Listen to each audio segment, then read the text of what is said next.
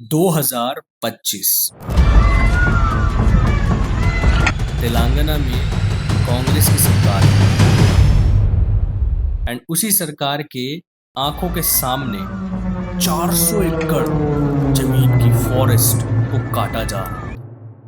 तभी उनमें से एक पीकॉक यानी मोर बहुत ज्यादा रो रहा था।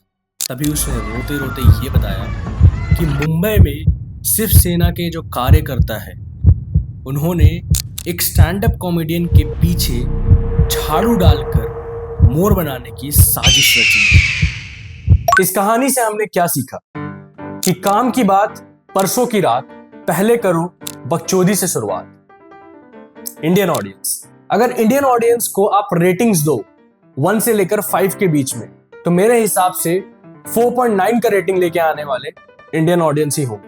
इनको फर्क नहीं पड़ता कि देश दुनिया में क्या चल रहा है। लेकिन अगर यूट्यूबर्स की बात आए, स्टैंड अप कॉमेडियंस की बात आए या कोई भी इंटरटेनमेंट वाली चीज हो, तो ये सबसे पहले आते हैं। खैर, आज हम लोग बात करने वाले हैं एक ऐसे इंसान के बारे में जो पहले तो एक स्टैंड अप कॉमेडियन हुआ करता था, लेकिन उसका करियर नहीं चल रहा था। 9 साल से बेचारा का ग्रामोफोन एक ही जगह अटका हुआ था। देखिए, पहले एक ग्रामोफोन रिकॉर्ड आती थी। कभी कभी वो ग्रामोफोन रिकॉर्ड में वो पिन अटक जाती थी, और जब पिन अटक जाती थी तो कुछ ही शब्द बार बार वो रिकॉर्डिंग में सुनाई देते थे। आपको मालूम है ना?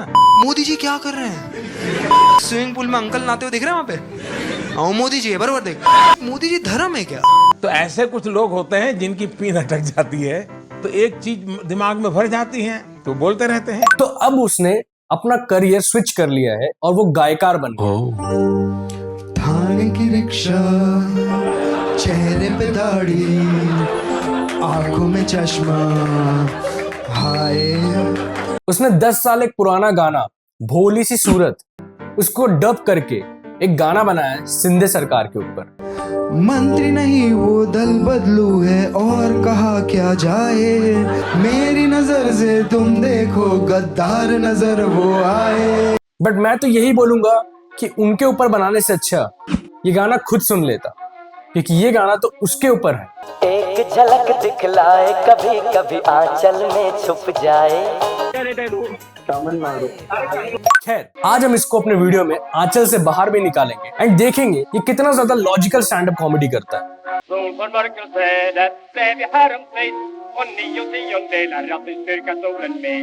Alla människor kikade upp mot himlens höjd.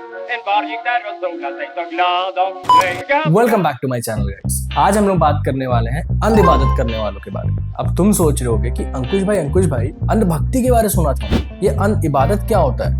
देखो, अंधभक्त उसको कहते हैं जो इंसान सुपरस्टिशंस पे बिलीव करता है, लेकिन अंध इबादत करने वाले उसको कहते हैं जो इंसान फैक्ट्स होने के बावजूद भी फेक क्रिएटेड फैक्ट्स के ऊपर बिलीव करता है। तुम समझ ही गए होगे मैं किसके बारे में बात करने वाला हूँ। खैर, भारत में अंध इबादत इतना ज्यादा बढ़ गया है कि लोग कुणाल कामरा की सभी बात को सच मानने लग गए। इस कुणाल कामरा का मैंने वीडियोस देखा, मुझे इसके सारे वीडियोस में उतना ही ज्यादा ह्यूमर और लॉजिक दिखाई दिया जितना इसके सर पे बाल है।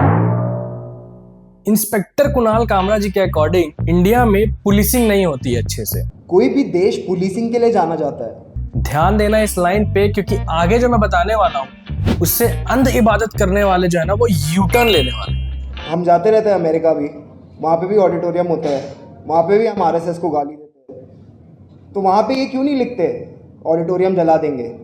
क्योंकि पुलिस उनके घर आएगी फिर आधे घंटे के अंदर, माचिस लेंगी, बोलेगी एविडेंस मिल गया, अब बैठो अंदर 2-3 साल, सोचना क्यों बोला ये।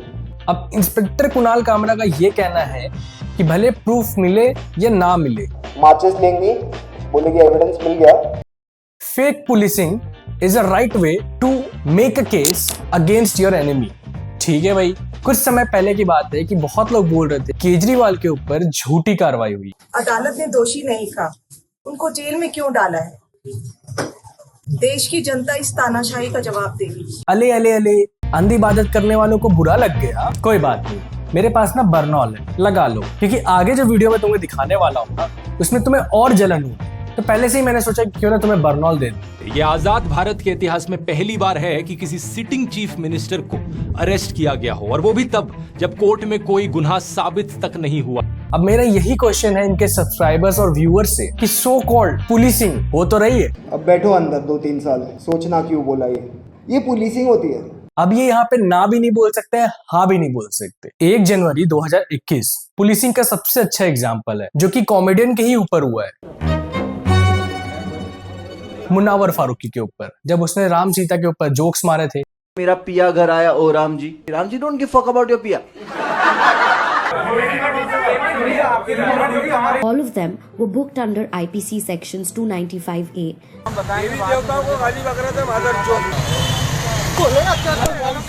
कितना सुंदर पुलिसिंग तो हुआ था। ये पुलिसिंग होती है।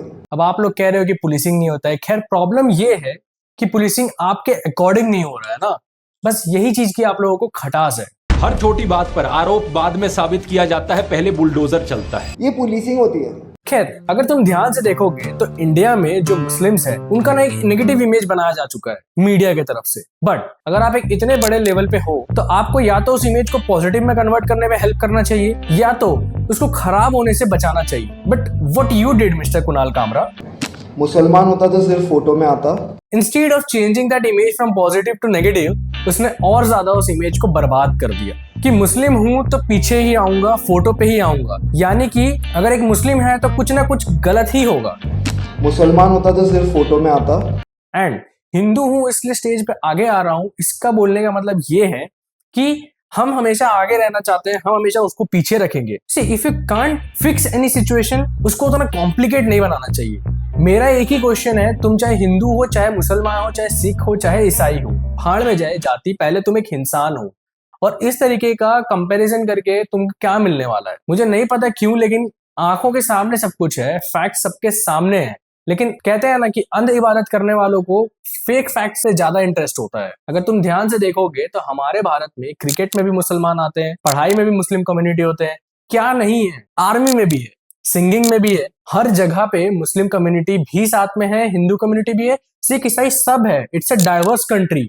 बट कुणाल कामरा जैसे लोगों को ना बहुत अच्छे से पता है कि किस तरीके से 2-3 जातियों के बीच में जो उनका भावना होता है उसको छेड़कर उसके ऊपर कैसे अपना रोटी सेके। वेटर आया ऑर्डर लेने, झटका बिरयानी। किसको झटका देना है?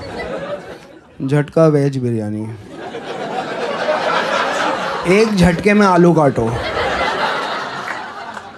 उसके बगैर नहीं होने दूंगा मैं।